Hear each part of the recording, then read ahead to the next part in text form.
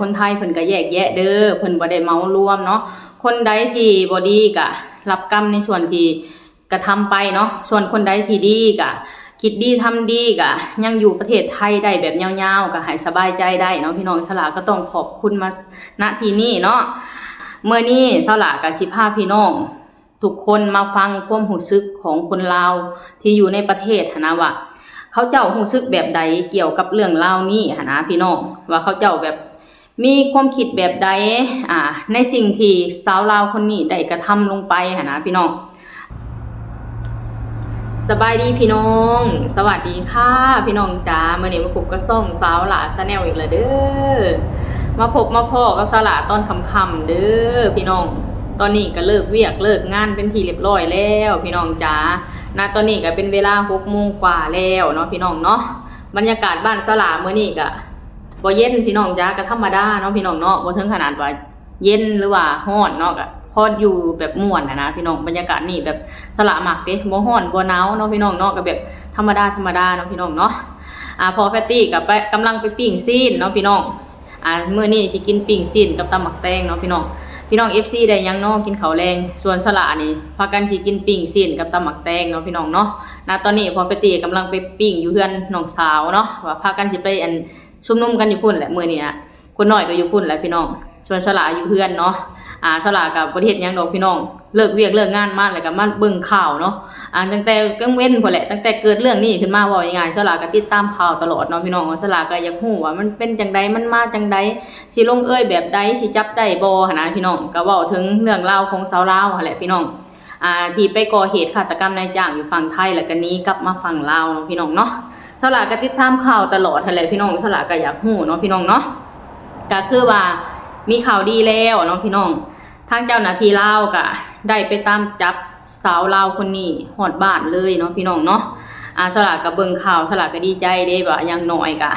ทางเจ้าหน้าที่ลาวก็บ่ได้นิ่งนอนใจนะบ่ได้นิ่งเฉยกับปฏิบัติงานไว้อยู่เนาะพี่น้องคือแบบว่าปึ๊บปั๊บแล้วก็ไปจับตัวมาเนาะพี่น้องเนาะเฮาก็ต้องถามเบิ่งว่าทางเจ้าหน้าที่เพิ่นสิแถลงการแบบใดแล้วก็สิส่งตัวผู้ร้ายข้ามแดนเมื่อใดเนาะพี่น้องเนาะเฮาก็ต้องถามเบิ่งเนาะพี่น้องเพราะว่าสาวลาวคนนี้เพิ่นก็ไปก่อเหตุมาจากฝั่งไทยนะพี่น้องก็ต้องไปดำเนินคดีอยู่ฝั่งไทยเนาะพี่น้องเนาะตามหลักแล้วนะพี่น้องแต่สลากก็อ่านคอมเมนต์ก็เบิ่งคอมเมนต์หั่นแหละว่าบางคนก็บอกว่ายังจับบ่ได้บางคนก็บอกว่าจับได้นะพี่น้องแต่สลากก็ยึดตามข่าวหลักเนาะพี่น้องก็คือว่าข่าวหลักๆก็มี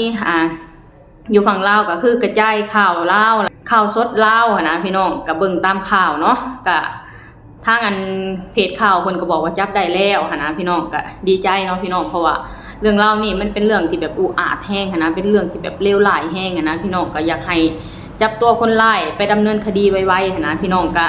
ตามเนื้อข่าวก็ว่าสิ่งที่จูงใจเฮ็ดให้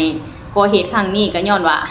มีเทพมากระซิบใส่หูว่าให้ลงมือแบบนั้นแบบนี้นะพี่น้องสุดท้ายแล้วก็ลงเอ้ยเลยคำว่า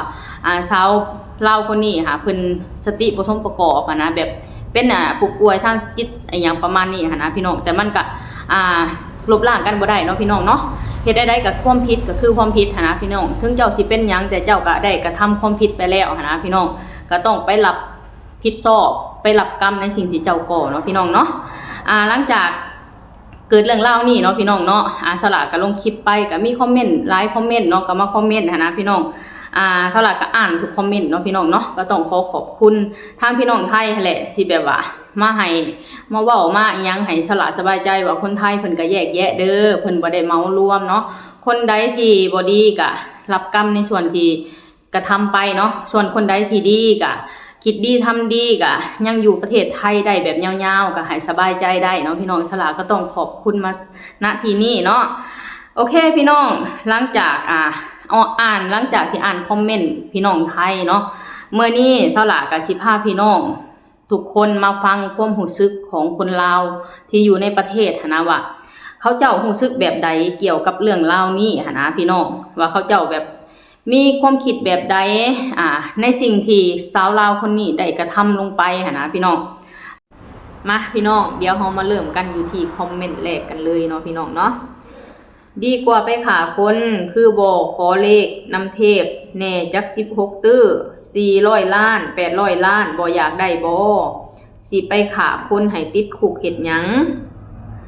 ว่าแนวนี้เนาะพี่น้องปลาตัวเดียวเน่าเบิดของเสียชื่อเสียงเมืองลาวหมดอีซัวเทพหาหยังสิคิดซัวตายแท้นั่นมันบ่แม่นเทพมันคือปีศาจมึงก็โง่คักเนาะแยกแยะซำนี้ก็บ่ได้อีภาคมึงซัวคักเฮ็ดหยังบ่นึกถึงคนเลี้ยงแหน่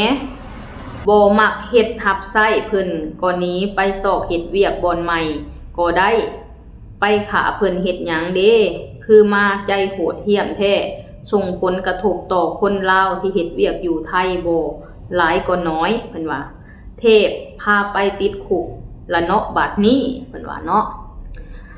แสดงความเสียใจนำครอบครัวที่เสียชีวิตเด้อคนไทยคน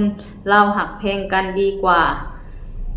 มีบางกลุ่มที่สันดานแบบนี้สัวคนไทยเขามีความรู้จักแยกแยะดีสัวจ้ามึงก็โหดเกินไปอีเวนศาสตร์สัวเสียศาสตร์ลาวหมดเก่งติสนะขาบ่ผิดกับเจ้าก็คือสิบ่เฮ็ดถ้าแม่นกะหับไปตามกฎหมายคันเจ้าตายลาวกะผิดคือกันกะนี่เจ้าสนะเฮ็ดให้แรงงานลาวเสียชื่อเสียงแท้อีห่ามึงเอ้ยว่ะปลาตัวเดียวสิเน่าเบิดของหน้าตาก็ดีเจ้าคือกล้าหาญว่าซั่นน่าจะป่วยทางจิตเวชขอชมเชยเจ้าหน้าที่ตำรวจหลายๆที่จับได้โคตรแท้อีนางนี่เนาะบ่คิดอีต้นพ่อแม่เลี้ยงเฮาจนใหญ่ฮอดเวลาสิได้พึ่งพาอาศัยผัดไปติดคุกซ้ำเงิดหลายเทพองค์ใดมาบอกมึงอีสันดานติดคุกยาวๆกับเทพมึงไปเลยคือเก่งแท้สาวเอ้ยขาหอดคนบาดนี้สิได้ไปติดคุกหลายปีอยู่เด้อบ่ได้สบายคือขาคนเด้อว่าซั่นสลาก็ต้องขอโทษขออภัยมาณที่นี้เด้อพี่น้องสลาบ่ได้มีเจตนาที่มาเว้าคำหยาบเด้อพี่น้องเด้อสลาก็แค่อยากอ่านคอมเมนต์ในความรู้สึกของคนลาวให้พี่น้องได้ฮู้ว่าคนลาวมีความรู้สึกแบบใดกับเหตุการณ์นี้เนาะพี่น้องเนาะนี่ก็คือความคิดเห็นของคนลาวเนาะพี่น้องสลาก็อ่านให้พี่น้องฟังบางส่วนเนาะพี่น้องเนาะตามที่สลาไปไล่อ่านคอมเมนต์บอกเลยว่าความคิดของคนลาวส่วนหลายบ่ได้เข้าข้างสาวคนนี้เนาะพี่น้องก็คือว่าคนที่บ่ดีหันนะพี่น้องสังคมลาวก็บ่ยอมรับเนาะสิ่งใดที่สาวคนนี้เฮ็ดบ่ดีหันนะพี่น้องคนลาวก็บ่ได้เข้าข้างแต่อย่างใดเนาะพี่น้องเนาะคนลาวก็ฮู้ลึกซึ้งในสิ่งที่สาวลาวคนนี้กระทำลงไปหันนะพี่น้องมันคือสิ่งบ่ดีเนาะพี่น้องเนาะสุดท้ายแล้วนะพี่น้องกรรมใดไผก่อกรรมนั่นก็ย่อมตามสนองคนที่กระทำเนาะพี่น้องเนาะคืออย่างสาวลาวคนนี้สาวหลาก็เชื่อว่าเราก็จะได้รับผลกรรมของเราอย่างแน่นอนหันนะพี่น้องสาวหลาก็ขอเตือนคนลาวหลายๆคนที่เฮ็ดงานอยู่ประเทศไทยเนาะเว้าแล้วเว้าอีกเนาะพี่น้องมันเป็นสิ่งที่บ่ดีเนาะพี่น้องเนาะเฮาบ่สมควรสิเฮ็ดแบบนี้ถึงเฮาสิอยากหายหรือว่าถึงเฮาสิแบบว่าเก็บอาการบ่อยู่ซำใดเฮาก็แค่ย่างหนีหรือบ่ก็ต้องลาออกจากเขาไปแล้วก็แล้วไปหางานใหม่หันนะพี่น้องเฮาบ่จำเป็นต้องมาเฮ็ดเรื่องแบบนี้มันเป็นสิ่งที่แบบเสียหายเสื่อมเสียไปทั้งแบบประเทศเลยก็ว่าได้หันนะพี่น้องคำว่าลาวกับไทยเนาะมีแต่คำว่ามิตรภาพที่ดีหันนะพี่น้องคนไทยเขาเอ็นดูคนลาวคนไทยเขาหักคนลาวเด้พี่น้องไปเฮ็ดงานอยู่ไทยเพิ่นให้โอกาสคนลาวนี่หลายกว่าชาติอื่นเด้พี่น้องยกตัวอย่างกับคำว่าวีซ่าเนาะพี่น้องเนาะประเทศอื่นนี่ค่ะ15 วัน14 วันแต่ประเทศลาวเนี่ยใส่คำว่า2 เดือนนะพี่น้องถ้าหากว่าเขาเจ้าบ่ฮักคนลาวถ้าหากเขาเจ้าบ่เอ็นดูคนลาวนะพี่น้องเขาเจ้าบ่ให้ขนาดนี้นะพี่น้องการช่วยเหลือต่างๆนานานะพี่น้องบ่ว่าสิผ่านไสบุญบ่ว่าสิผ่านรัฐบาลบ่ว่าสิผ่านองค์กรใดนะพี่น้องส่วนหลายมีแต่พี่น้องไทยที่คอยช่วยเหลือคนลาวเนาะพี่น้องเนาะเพราะฉะนั้นเฮาสมควรสร้างแต่มิตรภาพที่ดีต่อกันนะพี่น้องเฮาบ่สมควรสิไปเฮ็ดเรื่องที่แบบว่าโหดร้ายขนาดนี้นะพี่น้องมันเป็นสิ่งที่แบบว่าบ่มีไผรับได้เนาะ